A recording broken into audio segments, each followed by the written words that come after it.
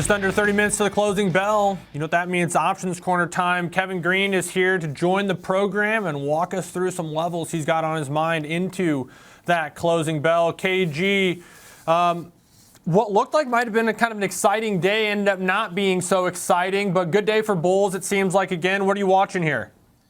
Yeah, exciting for the Bulls here.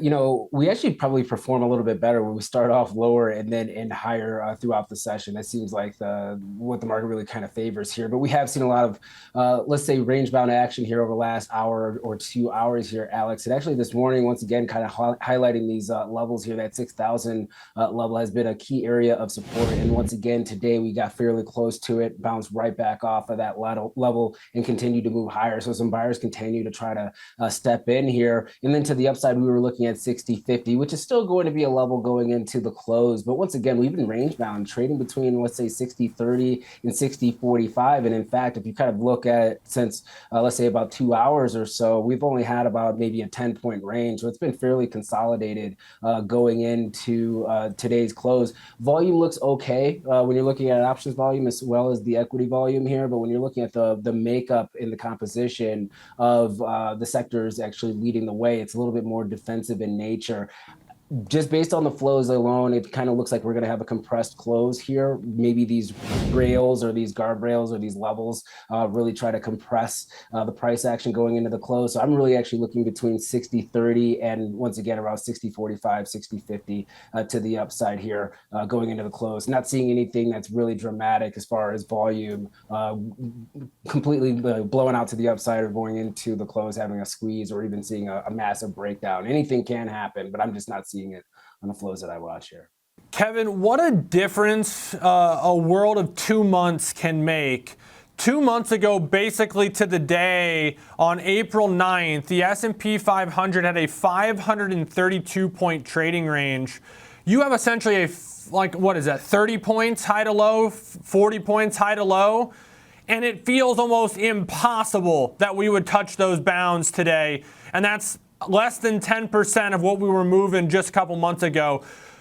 What do you make of how much volatility is compressed, how quickly it has?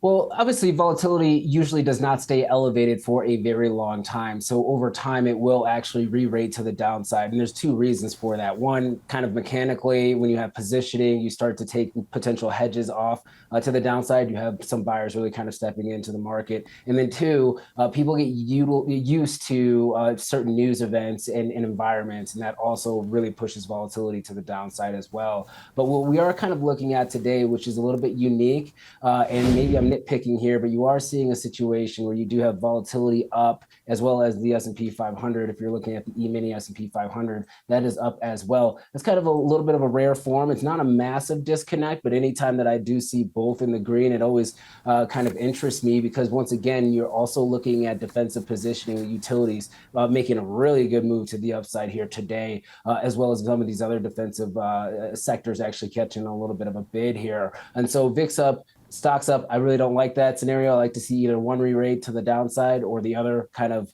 moving back to the upside here. And I'm more of a firm believer that volatility is actually still relatively low compared to the news events and the economic data that we do have in the pike here. So unfortunately, I do believe that we probably will see continued consolidation, maybe a pullback in price or a pullback in time before we try to move aggressively higher here. And you can kind of see that when it comes to the makeup of, let's say, the Mag 7 to utilities type of ratio compared to the S&P 500. Once again, today, something that we just don't usually see is utilities really outperforming the Mag 7. And you don't want to see that divergence and trend happening for too long. Obviously, it's one day. I believe we had actually 2 days in a row that this trend actually did occur, but one solid day, if you start getting 2, 3, 4 days of this action happening here, that's usually a signal that we have a near-term top, similar to what we've seen in the past. If you look at the 1-year chart of the same type of ratio, usually at the top or exhaustion levels is where we start seeing utilities and defensive sectors outperforming the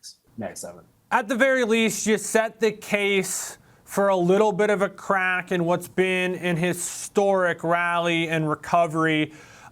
To your point about volatility firming up, I'm not even going to say it's shooting up by any stretch, but maybe we found a reasonable kind of area that can act as a floor. You think about the geopolitical uncertainty. You think about the earnings uncertainty when it comes to sort of the trade concerns. You talked about the economic data, and you talk about the fact that the market just recovered so dramatically. Like, it wouldn't be outside the realm of possibility to say, hey, we could have a run-of-the-mill few percentage point correction and nothing's all that different from it, which volatility certainly could reflect. Final thought here, KG, before we catch up in about 20 minutes at the bell.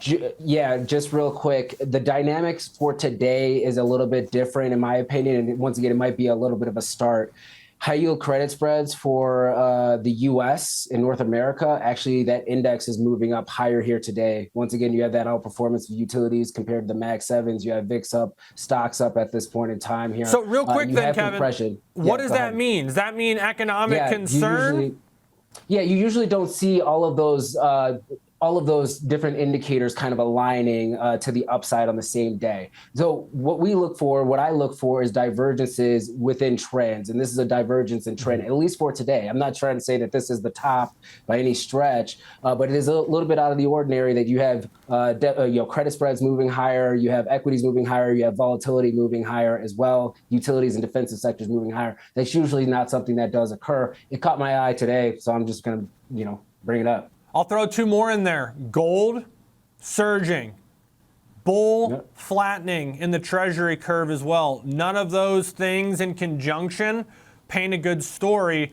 But then crude oil, completely laughing in our face with this move we've seen in oil. So there's always something to make you think. KG will catch up in 20 minutes at the bell. Appreciate it as always.